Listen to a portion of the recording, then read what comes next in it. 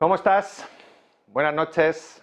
Bueno, pues ha empezado el foro de Davos. Es una pequeñita localidad con una estación de esquí en las montañas de los esquí ahí, ¿no? Todo el mundo sabe que les están mirando y no es lo que era al principio, que era realmente un gran centro de debate de ideas.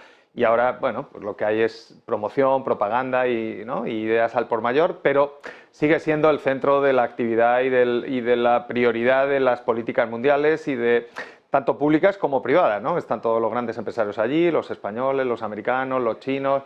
Bueno, ¿de qué se está hablando? Pues hay un montón de temas, evidentemente que la geopolítica está marcando todo, la guerra en Gaza y Israel está opacando o diluyendo toda la guerra de Ucrania, que fue el centro del año pasado, y este año pues sobre todo la deriva que está pillando la guerra y el impacto que está teniendo sobre la economía, que pensábamos que podía ser sobre el petróleo y al final está siendo sobre el comercio mundial. Está en el Mar Rojo, en Yemen.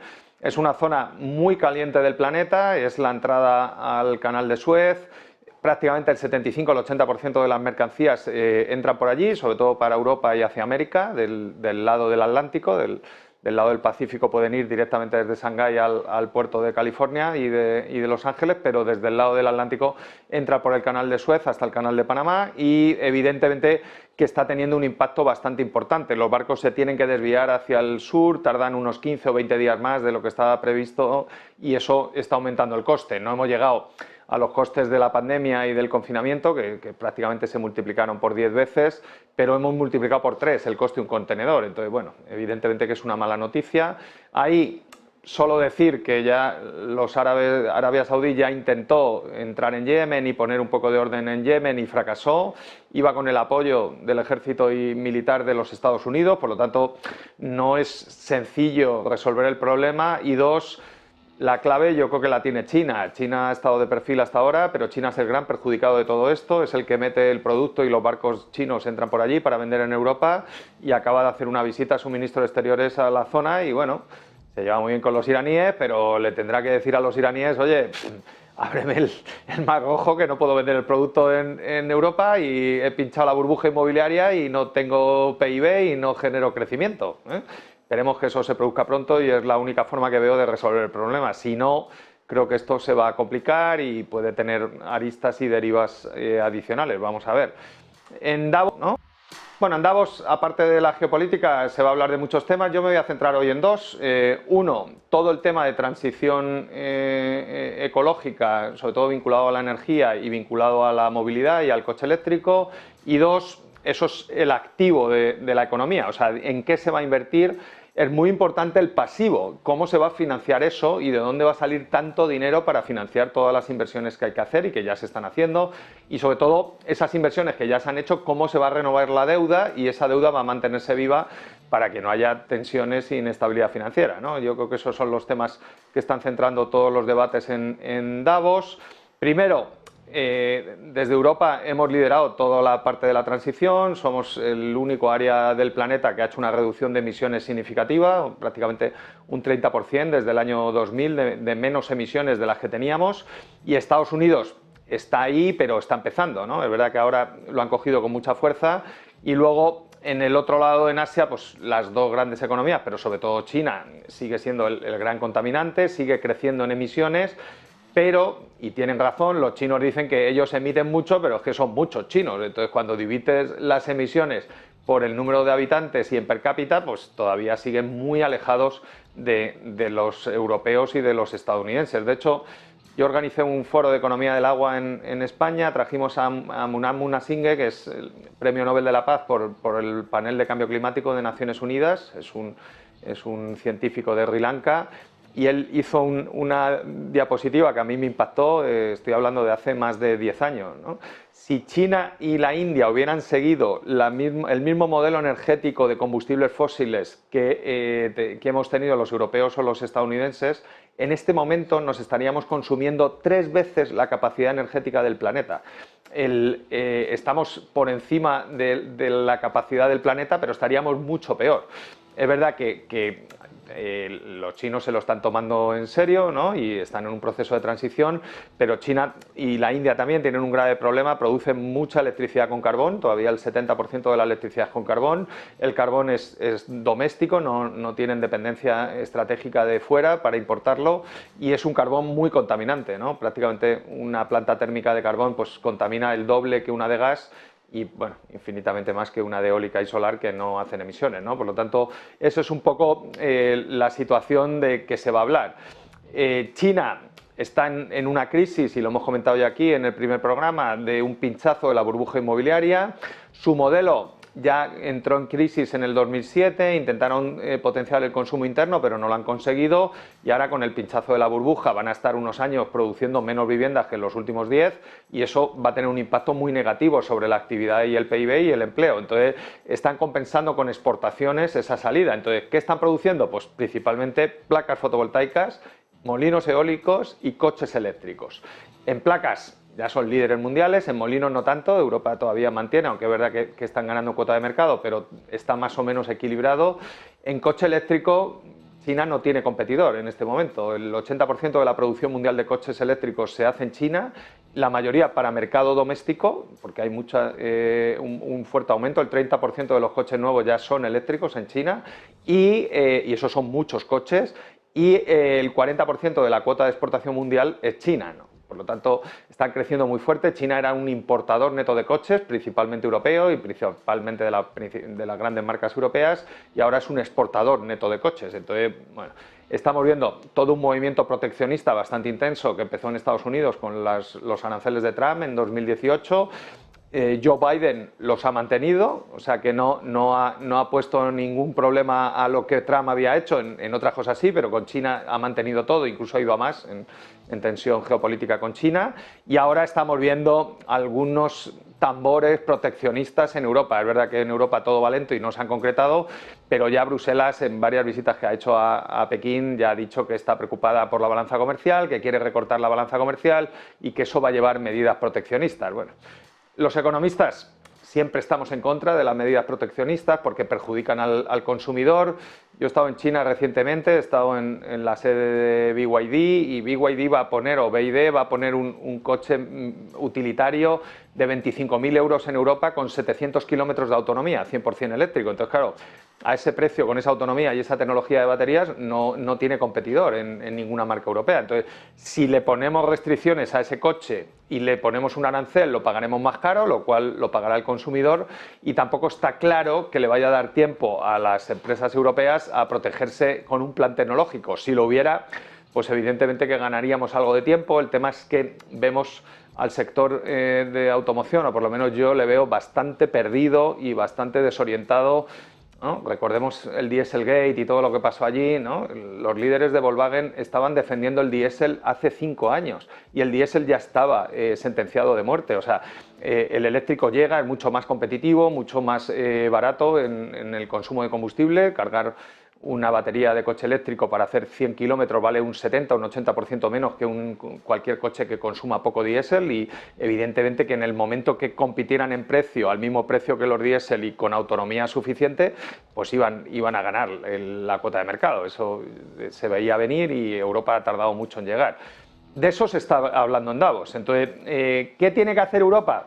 Pues evidentemente que hemos hecho el Next Generation, Estados Unidos ha hecho el IRA, que también tiene una cantidad similar y va muy orientado al mismo sitio, y los chinos pues tienen sus planes quinquenales y hacen intervención en estos sectores pues muy heterodoxa, ¿no? Pueden entrar directamente en el capital, le dan financiación privilegiada, le regalan los edificios a las empresas industriales y no les cobran el alquiler, o les cobran un alquiler muy bajo, les dan deducciones fiscales de todo tipo, le dan deducciones en la cotización a la seguridad social de los trabajadores.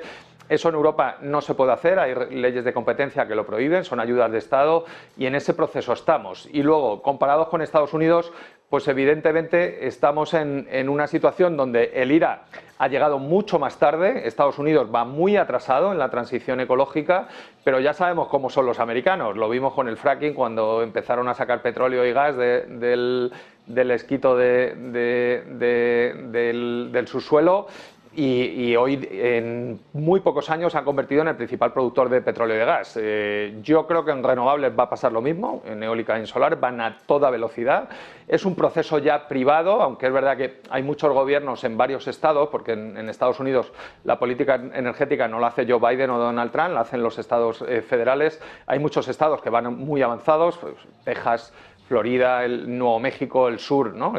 Tiene más sol y va muy avanzado en fotovoltaica, y los otros se están incorporando muy fuerte, ¿no? Todo el Nueva Inglaterra, y, ¿no? Boston, Massachusetts, Maine, New Hampshire están entrando muy fuerte de la eólica marina. Iberdrola, que es una empresa española, está liderando todo el proceso allí. Tiene Avangrid, que es la gran empresa de Nueva Inglaterra, y está desarrollando toda la tecnología eólica allí, también fotovoltaica, y eso evidentemente que va a ir muy rápido, ¿no? ¿Qué tiene que hacer Europa? Pues yo creo que cambiar el Next Generation por un proceso menos burocrático como es el IRA, donde los beneficios fiscales van directamente en el impuesto de sociedades. No tienes que hacer un trámite, presentar un PERTE, ir a la licitación, que te lo apruebe un subdirector general, que vaya a Bruselas, que te den justificación del gasto. Bueno, yo creo que Estados Unidos siempre ha sido más pragmático, y nosotros tenemos que aprender de ellos y irnos al nuevo modelo, y cuanto antes lo cambiemos, igual, no hay que cambiar el plan, simplemente hay que cambiar los procedimientos y hacerlos menos burocráticos, ¿no? En España somos el segundo país, creo, después de Italia, que más fondos de Next Generation hemos ejecutado, y hemos ejecutado poquísimos. Entonces, es evidente que el plan no está funcionando en ningún país de los 27 y hay que cambiarlo. Y luego está toda la parte de financiación, donde evidentemente que hasta ahora los bancos centrales han hecho una labor importante, pero no había tanta inversión. Ahora el crecimiento de la inversión es exponencial. Los bancos centrales no solo no están comprando deuda, están reduciendo deuda de su balance, y eso es un shock, ¿no? O doble shock en el mercado de fondos prestables. Por un lado, ¿no? Aumenta la demanda de fondos prestables para invertir en renovables y en coche eléctrico y en desarrollo industrial de movilidad eléctrica, y por otro lado, ¿no? Se contrae la oferta de dinero y el multiplicador del dinero que apalancaba el Banco Central con la compra de deuda. El resultado de esas dos cosas es ya, ¿no? Una subida de los tipos de interés.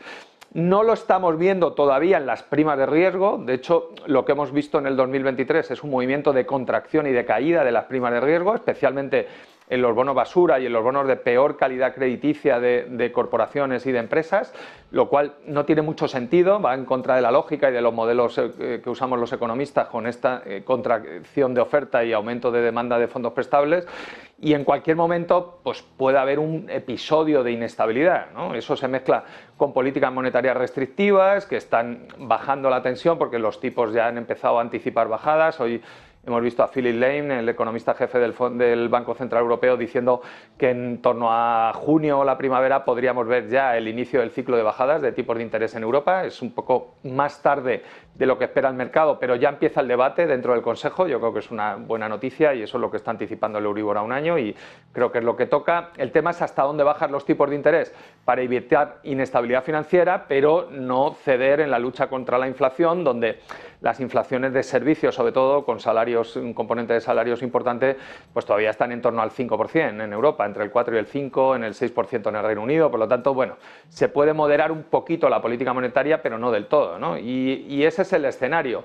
¿Qué se podría hacer? Y ahora ya bajo a la economía española. ¿Y cómo está España en la transición? Pues estamos bien porque nos ha tocado la lotería, porque España tiene el doble de horas de sol que nuestros socios europeos y porque el cambio tecnológico nos viene a favor. En este momento, ¿no? Hoy he estado en una comida en Castilla-La Mancha con una gran empresa que hace desarrollo de fotovoltaica. Acaba de cerrar un PPA para un cliente, o sea, un precio fijo durante un periodo prolongado de 40 euros el megavatio.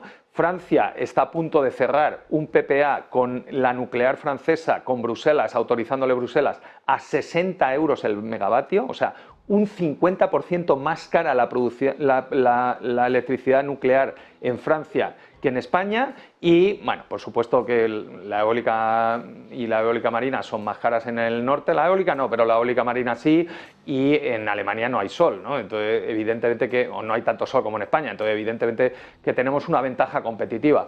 ¿La estamos aprovechando? Pues sí, ¿no? España va muy avanzada en la transición energética, somos el país que lidera en Europa junto con los nórdicos, ¿no? Aunque estamos por detrás de los nórdicos, toda la producción de electricidad.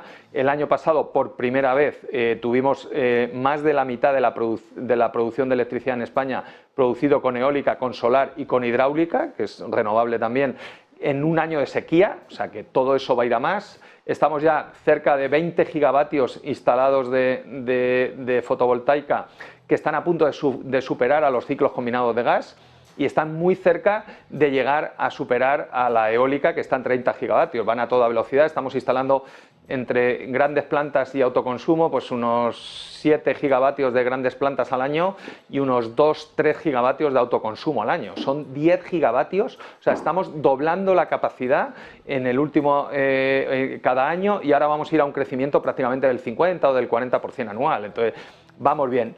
¿Podríamos ir mejor? Bueno, pues sí, ¿no? Esa es la pregunta. Primero, ¿no? Hace falta seguridad jurídica. Estamos hablando de inversiones que montar una placa o un molino tarda muchos años en darla y en recuperar, y eso va a tener un impacto sobre las inversiones de las empresas. Entonces hay que dar seguridad jurídica, y según Exane, España es el país con peor seguridad jurídica de toda Europa. Ya estaba con el PP, no es culpa de Pedro Sánchez, pero se mantiene con Pedro Sánchez. Y este gobierno ha sido muy errático en la política energética, igual que el anterior. Y dos, estamos con mucha burocracia, muchísima burocracia. Hoy esta empresa que está haciendo desarrollo tiene desarrollos parados desde hace 1 año y medio. Hay una confederación hidrográfica que para que pase un cable por encima de un arroyo que solo están los mapas, porque ya no hay agua, porque hay sequía y no hay agua en el arroyo, ¿no? Han tardado 1 año y todavía no le han dado la autorización. Entonces se llama autorización administrativa por declaración responsable, que es el modelo americano, que lo han instalado en Portugal y que van como un tiro. Y luego en coche eléctrico pues estamos muy lentos en puntos de recarga, y eso limita mucho el desarrollo del coche eléctrico. Evidentemente que vamos a necesitar, igual que las gasolineras, una red de coches de recarga más amplia. ¿Y cómo se hace eso? Pues eliminando burocracia y metiendo seguridad jurídica, y usar los Next Generation para agilizar la financiación ahí. Tenemos 70.000 millones en deuda. Bueno, haciendo eso yo creo que nos va bien. ¿Cuál es el siguiente paso? Que esa energía se aproveche para hacer desarrollo industrial, que es lo que deberíamos hacer, que es lo que hizo Alemania y Francia en la revolución industrial, y que es lo que nos toca ahora a nosotros, ¿no? ¿Vamos a hacer eso? Bueno, pues eso lo contaré en otro episodio y otro día, porque no nos da tiempo ya hoy. Cerramos, y un placer disfrutar de Davos, y mañana nos vemos otra vez.